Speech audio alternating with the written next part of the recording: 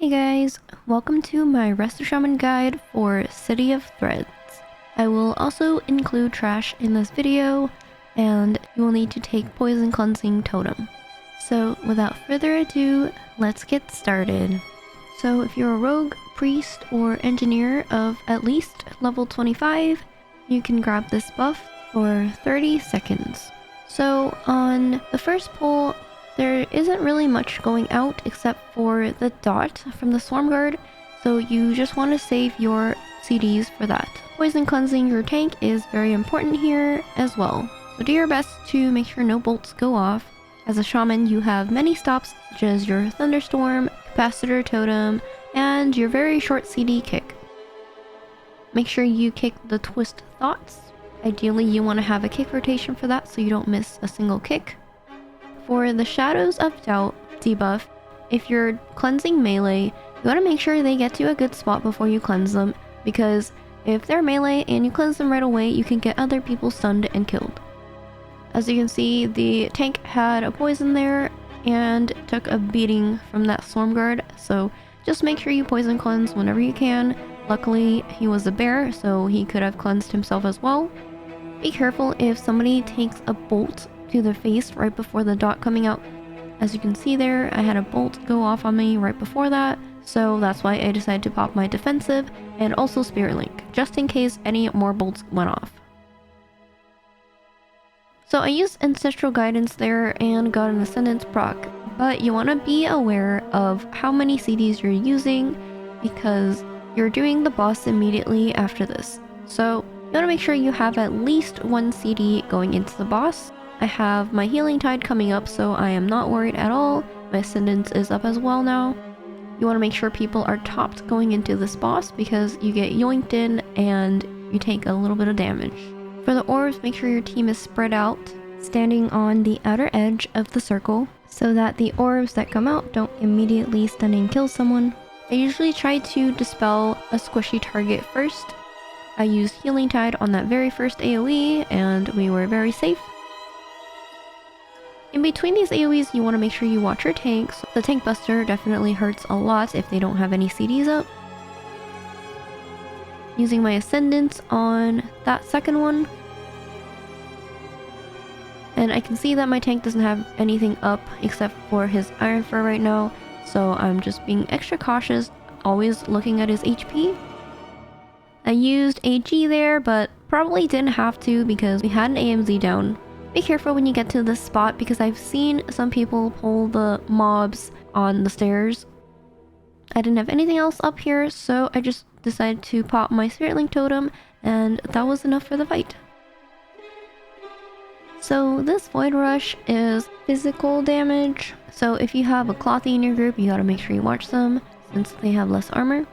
If you want to be extra safe, you can send CDs on these dots. For these packs, you want to be careful when there's Void Rush and Knife Throw going out at the same time. As you can see, the mage was getting targeted by the Knife Throw while the dot was going out. So I popped my Ascendance and I actually sent a Healing Surge onto my mage instead of just using Chain Heal because he needed more focused healing while other people were not dying as fast. So some of these packs aren't as dangerous. The Webmancer bolts can just be kicked. I sent my Healing Tide here just to be safe, because it will be back up by the time we do the boss. So this pack has another Pursuer, which means there will be Knife Throwing and Void Rushes going out at the same time. As you can see, the mage got very hurt there. I sent 2 Healing Surges on him. I was very cautious about using my CDs at that point, because I knew the boss was coming up very soon, and I want to have all my CDs up for the boss. However, if you feel like you're going to die on that pack, don't worry about holding CDs, you'll figure it out when you get to the boss. The priority is to keep your team alive. The boss isn't immediately that much of a threat. You just need to watch out for these knife throws, especially if it goes on a Clothy or anyone with less armor. It doesn't really hurt the shamans or the DK that much, but if it does go on the mage, you have to be very careful. So this ice damage is the most deadly because it leaves a nasty dot on you and it can also sync up with the knife throw. So I decided to just send my Spirit Link there. Here comes the soak. I usually just use a smaller CD for it because as long as everyone is soaking, the damage should go away immediately. Popped my Ascendance for the first one, and when the second one came out, I just popped my Healing Tide just in case to keep people alive because there isn't really that much damage going out for the next while. Make sure you keep your Riptides up frequently because it does help you with Ascendance procs. I didn't have anything for that third Icicles, so I told my team to pop a defensive. I was really watching the mage there. If you're a priest, you can just mass the spell. But as a shaman, if you don't have comms in your group, then you definitely want to save a big CD for that Icicles. So I just popped my AG for that first soak here, and the boss was almost dead by then, so I was fine. So going into these few packs, make sure you watch your tank. There is a stacking debuff that makes them take more and more damage, and eventually they will die. I'm keeping track of my tank's defensives right now, and I see that he has 1 pops. I'm not even worried about anything else except AoE stopping the mobs and healing my tank here. There's no group damage going out, so it doesn't really matter. Make sure you keep Downpour up on your tank for the bonus HP. And of course, use your Riptide, Earth Shield, and your Healing Surges to spam the tank with healing.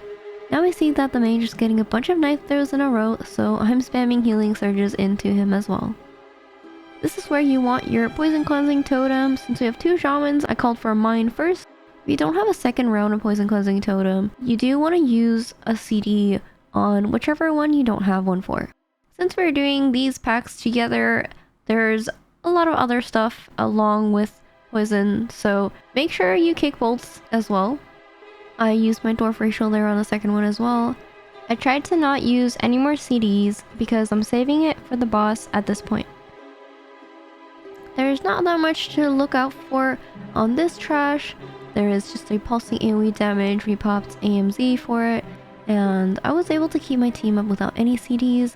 However, if you're undergeared or you're pushing a very high key level, then you might want to consider popping something. Just be cautious because we are very close to that third boss, and you definitely want to have all your CDs up for it.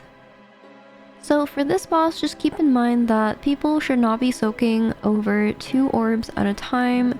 Whenever you do soak an orb, you drop a puddle under you, and you want to make sure you move out of that ASAP. Otherwise, you're just taking extra damage for no reason. The knockback isn't that deadly unless it is comboed with other source of damage. So for this Dark Pulse, I just went ahead and used my Straight Link Totem because I saw that orbs were coming in. So this is a really bad overlap. You do not want to have any heal absorbs up when that Dark Pulse goes out. Otherwise, you won't be able to heal your team. So I normally just like to save my Spirit Link Totem for that overlap. I'm lucky that I got Ascendance procs from spamming Riptide here, so I was able to top my team off without any additional CDs. Make sure you keep track of the Dark Pulse damage because that is the most deadly damage of this fight. So I see that is coming up in 7 seconds and we still have orbs to soak. So this is going to be another bad overlap. I popped my Healing Tide and my Ascendance there, and we also have an AMZ down. You want to make sure you're not standing in these puddles as much as you can. It's very easy to accidentally be standing in a puddle because you're also soaking at that time.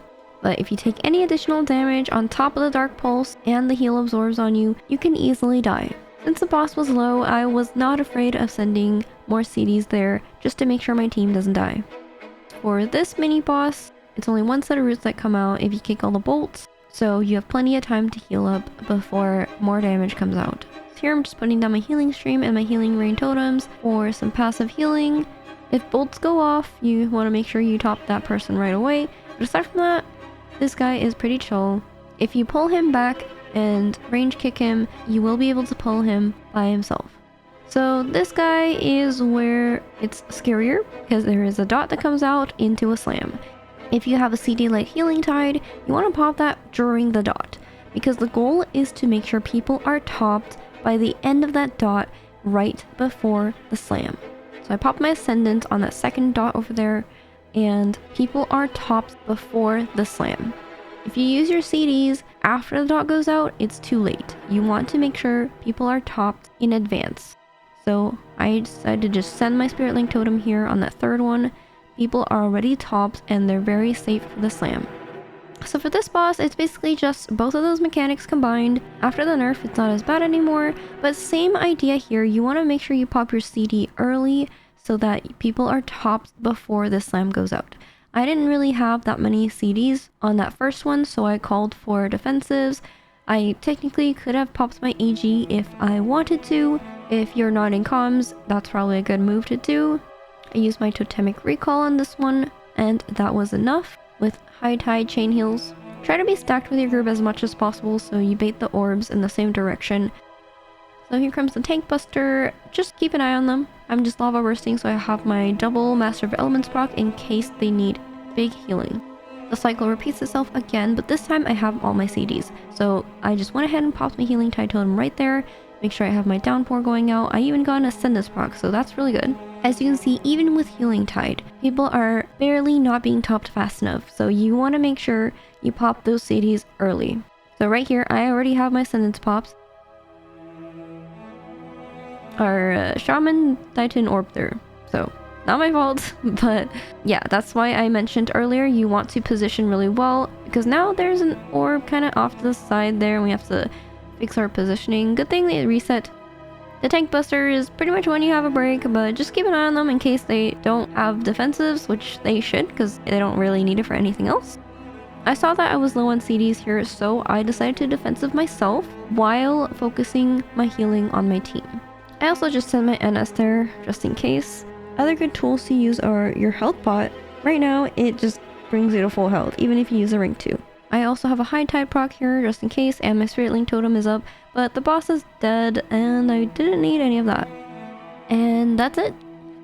I also forgot to mention that you can use your Spirit Walker's Grace if you really need to. I didn't over there, but in a hierarchy, if we need to move while healing, that is definitely a tool you can use. I also forgot to mention that I run Totemic Projection because on that fight, you move a lot and you want to make sure your healing rain stays on the group. So make sure you talent into that. I generally just talent into that for keys because we move a lot and your healing rain totem does last a while, so you will see yourself moving it quite a lot. Anyway, that's it for this guide.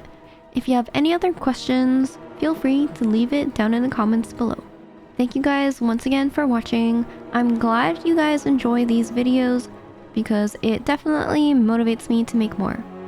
If you enjoyed, don't forget to like and subscribe, turn on the notification bell, check out my other guides that I have already made on this channel and other videos as well. And I will see you guys in my next video.